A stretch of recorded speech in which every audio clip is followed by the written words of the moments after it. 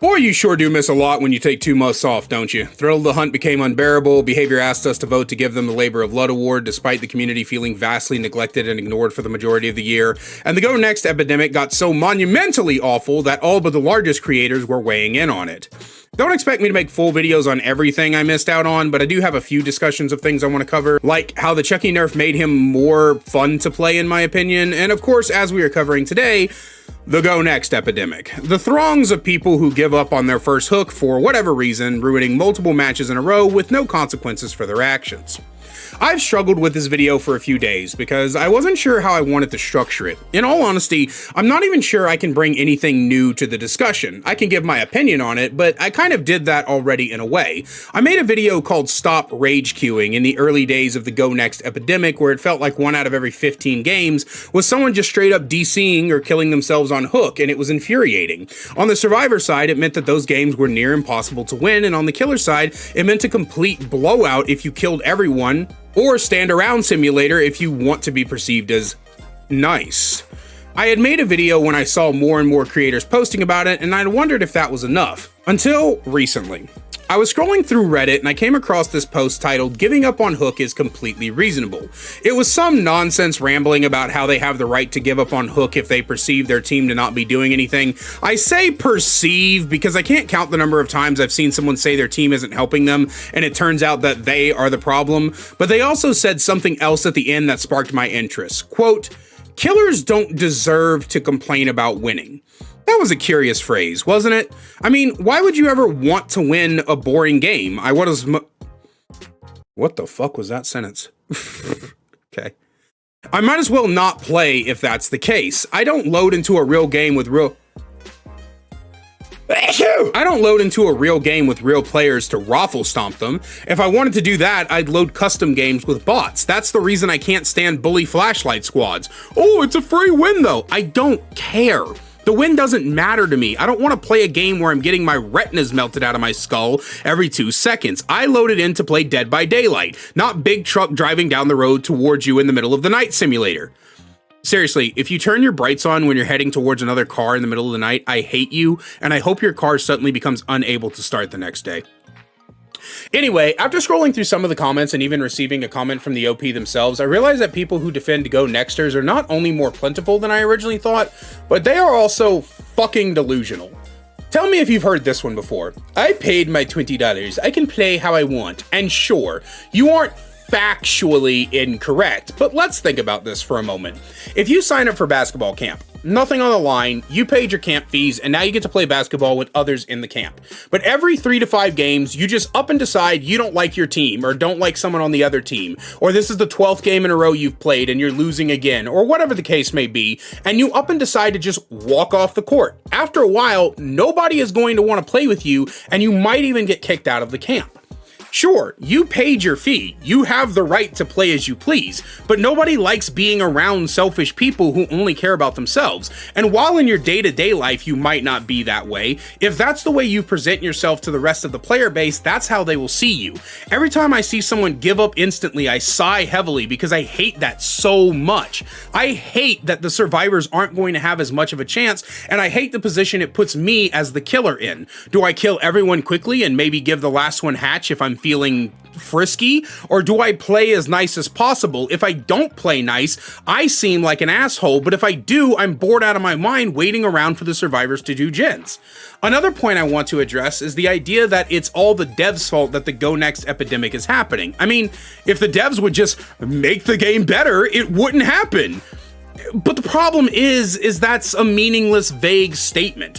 What do you mean, just make the game better? As we've established, people go next for a myriad of unrelated and inconsistent reasons. They got hit first, they think their teammates aren't doing anything, they don't like the killer, they are on a losing streak, it's Tuesday, they got rejected by their crush, their mom didn't buy them the Lego set they wanted. Whatever the case may be, just fix the game, bro, doesn't quite cover it. See, everyone has different ideas of why the game feels bad, and unfortunately, some of those reasons reasons simply include characters or perks that they don't personally like. Not characters or perks that are OP or unhealthy for the gaming experience, they just don't like them. And they feel that their personal dislike of the thing means that thing should be changed to fit them specifically, and hell be damned to the rest of the world. I've had this idea in my head for a while about breaking down the entitlement of the DVD community and trying to figure out why the community is uniquely this entitled that they feel that only their satisfaction and only their fun matters. Before I ever started playing this game, the phrase, "I'm not responsible for your fun," started going around, mostly in relation to slugging, tunneling, etc, etc. And I used to understand the phrase, but realistically, I think that it was used to be an asshole. No one really said it in relation to simply trying to win the game. They said it in relation to creating miserable situations for others, and that mentality has persisted into this go next mentality. And I don't blame the devs, I blame the community. I have never seen, in my entire 30-ish years of gaming, a community who attempts to justify fucking over your teammates or ruining the experience of other people. Any other game, you'd be laughed at and told to stop being a bitch. The amount of people who just straight up give up on Hook and go next is more than any other game out there because other communities do not have an entire portion that encourages that nonsense. In something like Overwatch, if you give up, you are flamed to hell and back, shamed for being a prick to your team. In Apex, it's a meme on people who insta-quit the moment they go down. In literally every other team game, you are told to stop being a whiny little crybaby and stick it out. But in DBD, there's entire throngs of people who will rally behind each other with piss-poor justifications to be selfish little assholes. And this also baffles me on like a fundamental human level, right? Like I said, I've been gaming for over 30 years. Online gaming has not been around that long. And when I was growing up, if you had somebody who acted like a dickhead to everybody else they were playing with, throwing temper tantrums and just making the experience miserable for people, we didn't invite you back to the gaming session. You didn't get to come play Smash Bros or Mario Kart with the rest of us. Nobody wanted to play GoldenEye with Tiny Tommy over there, who's always bitching and moaning because he didn't get to find the golden gun first. That just wasn't how we rolled back in the day. So I really just don't understand how this mentality has manifested. And look, I get it. This game can get infuriating sometimes. In fact, it is infuriating sometimes.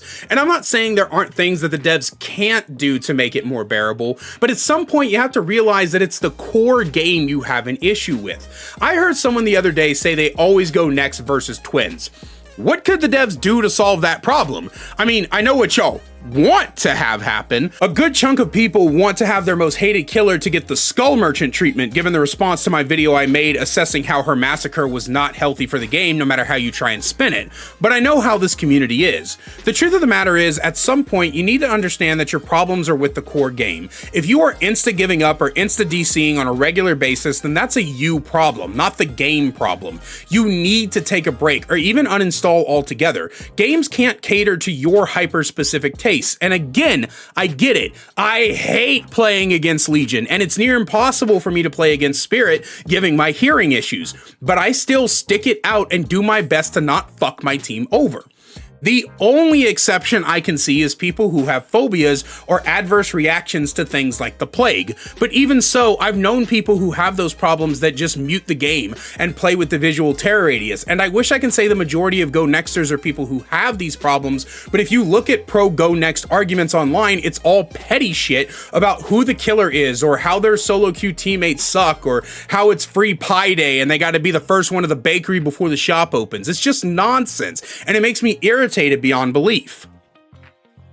I don't like talking about problems without offering solutions, however, so here are the two things that I would do to help alleviate this problem. 1. Taken from one of my viewers, allow 2 free unhook attempts, keeping the 4% chance but no longer make it remove stage progress. It's a nice little fun thing to Kobe, and comebacks are cool for clips and provide dopamine. With 2 free ones might lower the chance to 3% since there's no risk, but at the same time, I really don't care either way. To go along with this, rework the second stage. As it is right now, you can opt to not press any buttons on the skill checks, and after 2 of them, you instantly die. Instead, we could do something like have the base timer be the current 70 seconds, but hitting all skill checks gives you like a 3-second buffer at the end after the skill checks are done. And if you hit them all successfully, removing 1 second for each one you miss, up to 3 seconds. I don't know. Let me know your alternative thoughts. All I know is giving up on Hook needs to go. And number 2, People giving up is a reportable offense, by the way. It's under the unsportsmanlike category and should be treated as such. If everyone who goes next on Hook or Rage DCs gets reported, maybe we can start cleaning up the community a bit and we can go back to having normal games. At the end of the day, it all comes down to this. You queued up for the game. You need to take responsibilities for your actions. If you find yourself quitting every other match and flinging shit like the chimpanzee you shared DNA with, then you need to do something else. If there is one thing I've learned in my life, it's that gaming is supposed to be fun. And if you aren't having fun, then why are you wasting what precious little free time you have on something you're not having fun on? Play a different game, or hell, take a walk, read a book, watch your favorite show, go to the movies, go bowling, call your friends, furiously masturbate. I don't know. Just do something that brings you joy, because your attitude and your actions affect other people in negative ways. Just because you aren't having fun doesn't mean the rest of the lobby needs to suffer with you.